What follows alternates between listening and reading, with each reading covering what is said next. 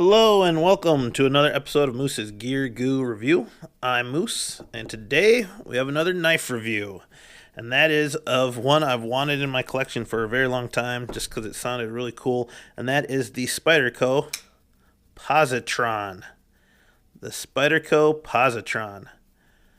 Man, this is a very, I don't know how to describe it. It's a really cool blade.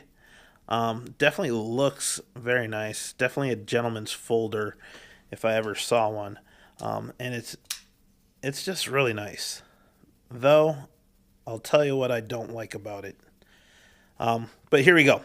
We'll get into the blade and then I'll talk a little bit more about it. So the Spyderco Positron is overall length is 7 inches. The blade length is 3 inches. The blade thickness is 0.12 inches. The handle length is 4 inches. The handle thickness is 0.51 inches thick. And the overall weight, which is pretty nice, is 2.6 ounces. So it's relatively lightweight. It breaks that 3-ounce mark, which is always good. Let's talk about the knife and kind of what I think of the overall design of it. So now looking at the blade, we have this kind of classic looking blade shape from knife maker Brad Southard. Now Brad Southard is the guy who more or less designed the first Spyderco flipper knife according to the paperwork that came with this knife. So he's been designing knives for a while, and he has a very unique look to the knives he designs, and this more or less falls right into his style of knife making. He designed it, and that's his logo there, if you can't see there, his little maker's mark. But it has these unique angles as far as how the blade drops, how it comes out of the handle, and the overall kind of drop point of this blade shape. Now, there is a hole. It's not functional. It's just Spyderco's kind of, what you would call it, trademark look. It is a full flat ground, a nice satin finish, plain edge blade, came wicked sharp. This is definitely a great knife for slicing. Just the overall design and feel of it makes it evident that this is meant for slicing, and it'll do an excellent job slicing. As you can see, we have an angled flat going through the hole here that maintains the thickness of the tang. There is some very small, fine jimping on top, which is definitely usable, definitely works well. As far as markings on there, we have the Spyderco logo. We have Spyderco CPM S30V blade steel, which is always excellent. And this comes from us from Taichin, Taiwan. So it is a Taiwanese knife. There are no other opening mechanisms other than the flipper. It is a designated flipper. There is some jimping on top of that flipper arm. It does run on ball bearings, which makes it very smooth to open. You don't have to put much effort into it and it'll open. Now, the really nice part that I like about it is these awesome kind of contoured carbon fiber handle scales. They are thick and they do add girth to the overall handle, but it gives you a solid base for gripping, so it definitely fills the hand if you choose to. My only gripe is that the handle is fairly shallow as far as length. It's not that long, and my pinky tends to hang off of it, so it's not necessarily the best thing for larger hands. But that being said, I think if you had smaller hands, this would actually fit you very well, or at least width-wise. If you had a smaller width handle or more narrow hand, you'll like it.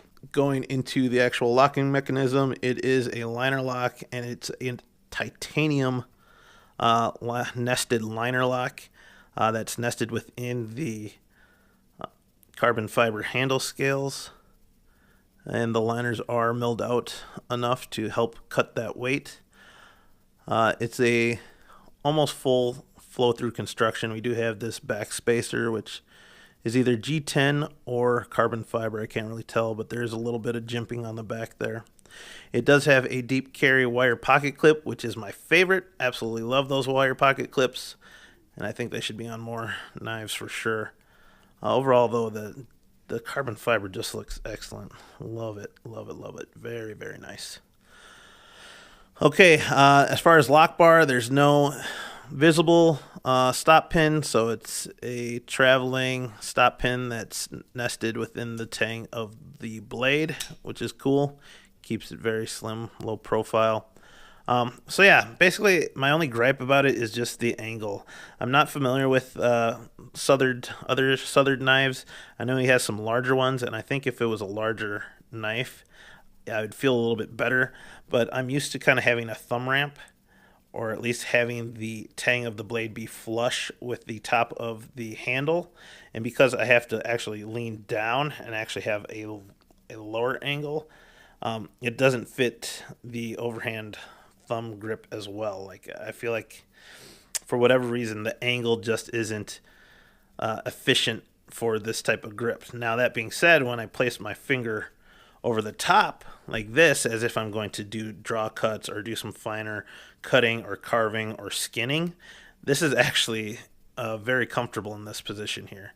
It kind of follows the natural angle of how my finger would lay with my hand, and it's just a perfect flat rest for my finger.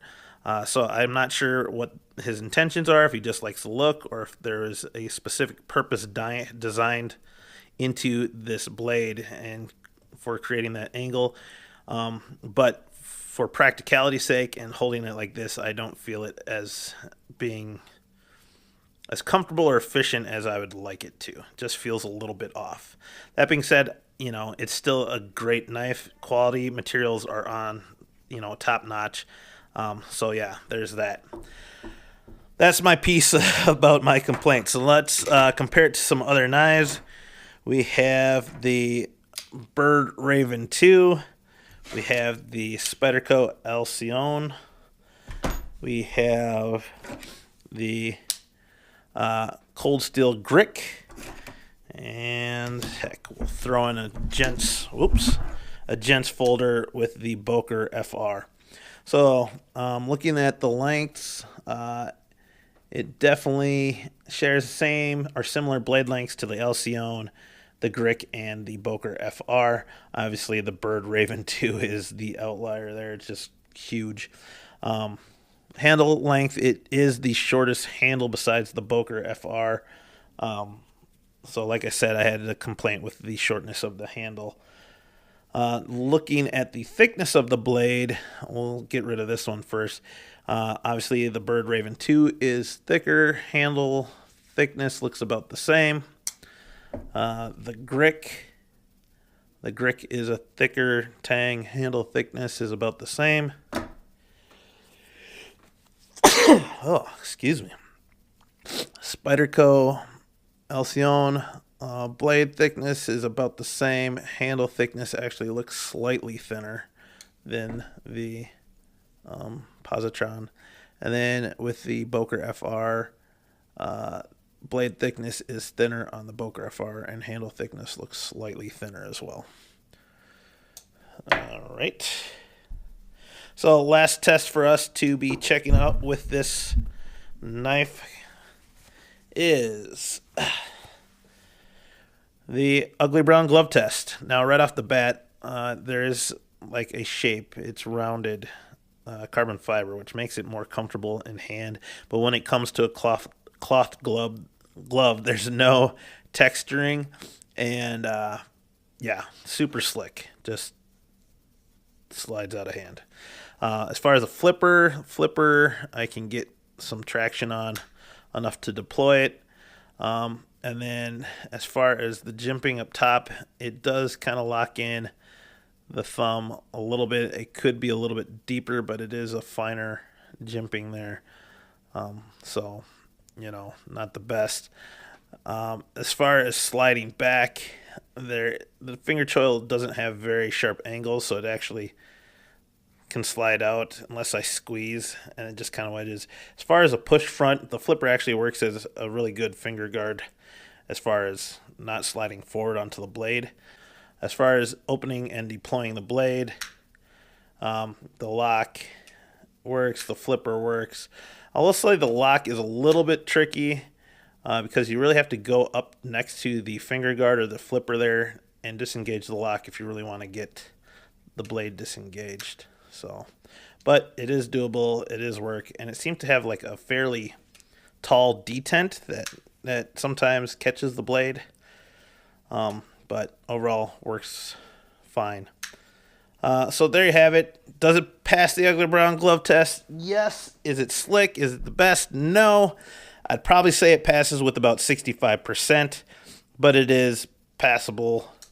So there you have it. So yeah, I don't know. Definitely unique. I'm glad I finally got this in my hands, and this would definitely work as an excellent urban EDC / gentleman's carry. So great gift idea as well. So there you have it, guys. Please like, comment, and subscribe. You can check out these other 2 videos here. Click that in the upper right hand corner and click that big round logo button there to subscribe, or whatever. Go down below and subscribe. And check out the links to Amazon down below. Thank you, guys.